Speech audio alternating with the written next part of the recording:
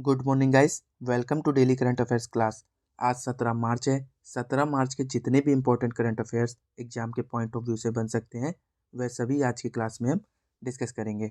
अगर आपको इस क्लास की पीडीएफ चाहिए तो आप हमारे टेलीग्राम चैनल को ज्वाइन कर सकते हैं, वहाँ से आपको पीडीएफ मिल जाएगी।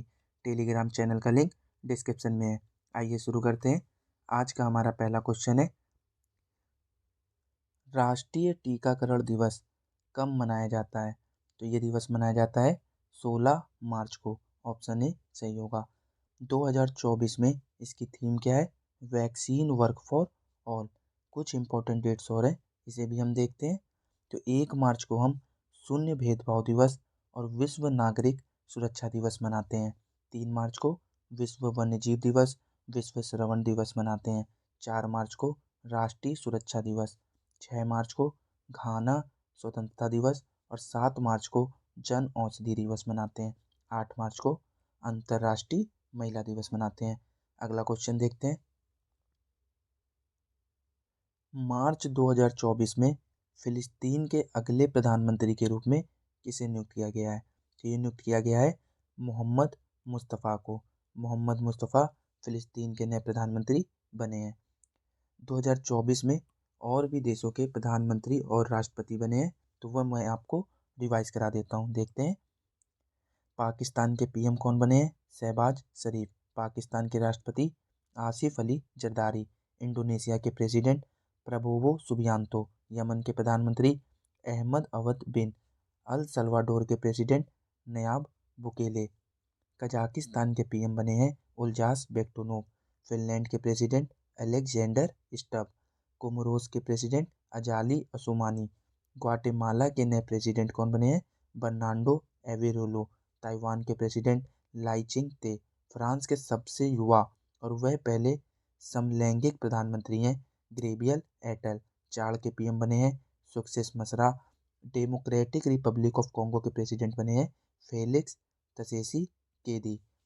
ये इम्पोर्टेंट 2024 के प्राइम मिनिस्टर और राष्ट्रपति बने हैं, वो मैं आपको रिवाइज करा दिया हूँ।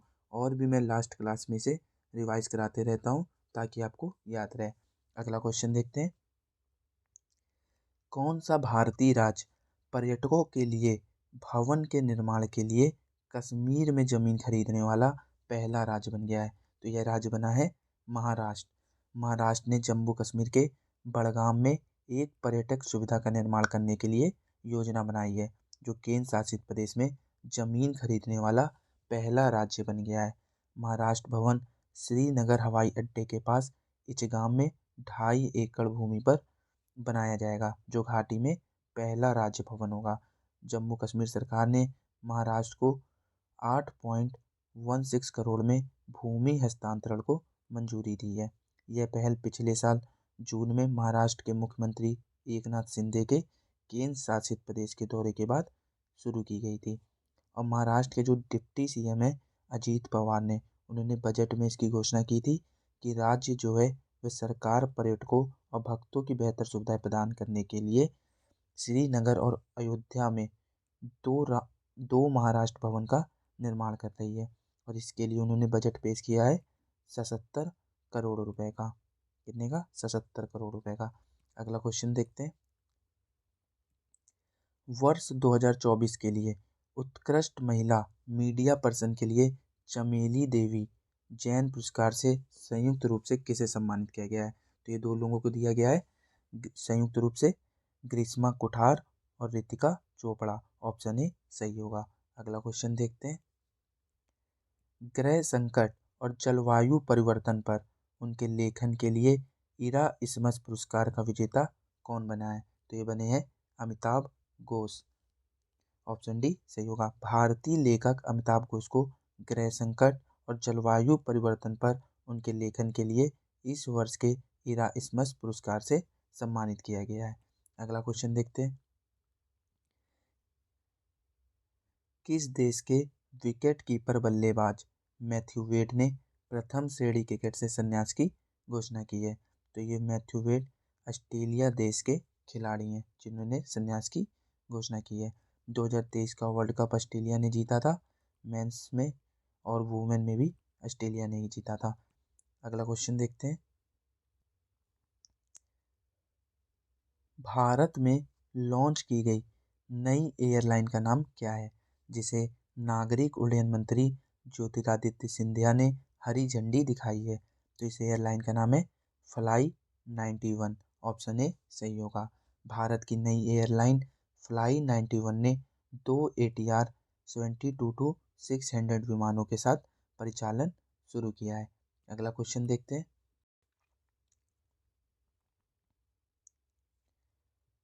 हाल ही में इजराइल वॉर डायरी नामक पुस्तक किसने लिखी है? तो यह पुस्तक लिखी है विशाल पांडे ने।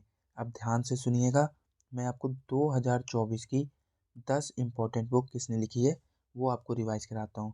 तो देखिए,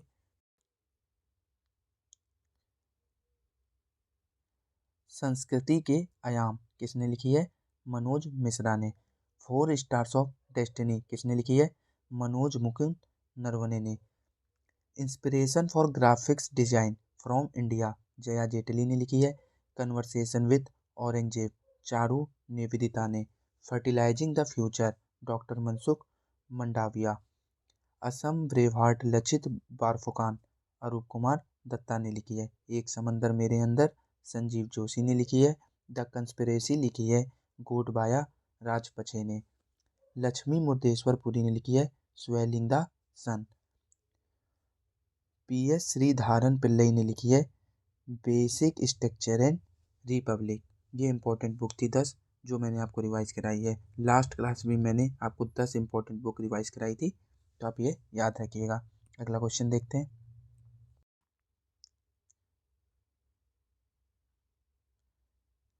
हाल ही में सार्क के शरीर के अंगों के अवैध व्यापार में कौन शीर्ष पर रहा है? तो इस अवैध व्यापार में तमिलनाडु शीर्ष पर रहा है। अब देखिए, आपको तमिलनाडु से रिलेटेड कुछ इंपॉर्टेंट करंट अफेयर्स रिवाइज करा देता हूँ। तो तमिलनाडु सरकार ने परिवारों के उत्थान के लिए नींगल नलामा योजना शुरू की है। तमिलनाडु के मुख्यमंत्री ने एक राष्ट्र एक चुनाव और परिसीमन प्रक्रिया के खिलाफ प्रस्ताव पेश किया है। तमिलनाडु के मुख्यमंत्री कौन है? MK Stalin. आदिवासी महिला श्रीपति तमिलनाडु की सिविल जज बनी है। हुंडई और IIT मद्रास ने तमिलनाडु में हाइड्रोजन इनोवेशन वैली स्थापित करेंगे। अगला क्वेश्चन देखते हैं। हाल ही में अडानी ग्रीन एनर्जी ने कहाँ पवन ऊर्जा परियोजनाओं का संचालन किया है? तो ये किया है गुजरात में। ऑप्शन सी सही होगा। आइए कुछ पॉइंट्स है। राजकोट स्टेडियम का नाम निरंजन शाह के नाम पर रखा जाएगा। गुजरात के फल कच्ची करेक को GI टैग मिला है।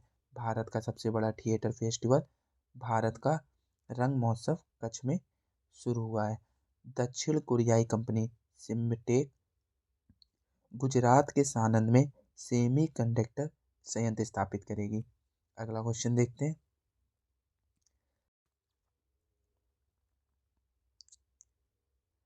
हाल ही में सादी मोहम्मद का निधन हुआ है। वे कौन थे? तो सादी मोहम्मद एक गायक थे। ऑप्शन ए सही है। अगला क्वेश्चन देखते हैं। हाल ही में किस राज्य के मुख्यमंत्री ने CAA लागू न करने की घोषणा की है? तो CAA लागू न करने की घोषणा की है तमिलनाडु की सरकार ने। तमिलनाडु की सरकार ने एक राष्ट्र एक चुनाव का भी विरोध किया है। आगे देखते हैं। तो दोस्तों, ये थे आज के इम्पोर्टेंट करंट अफेयर्स जो कि एग्जाम के पॉइंट ऑफ व्यू से महत्वपूर्ण थे। अगर आपको क्लास पसंद आई हो तो वीडियो को लाइक कीजिए, सब्सक्राइब कीजिए और शेयर कीजिए, और बेल आइकन को भी दबाइए ताकि आपको अपडेट सबसे पहले प्राप्त हो। अब देखिए, ये रहा आपका लास्ट क्लास में पूछा हुआ क्वेश्चन। इसका आंसर अब मैं देता हूँ। तो हाल ही में CBSE के नए अध्यक्ष कौन बने हैं? तो ये बने हैं राहुल सिंह। ये रहा आपके लिए अगला क्वेश्चन। इसका आंसर आप कमेंट बॉक्स में दीजिएगा। हाल ही में लक्ष्मी नारायण रामदास का निधन हो गया है, वह क्या थे? तो इसका आंसर आप कमेंट बॉक्स में दीजिए। और अगर आपको इस क्लास की PDF चाहिए तो आप हमारे टेलीग्राम चैनल को ज्वाइन कर सकते हैं। यहाँ से आपको PDF मिल जाएगी। धन्यवाद।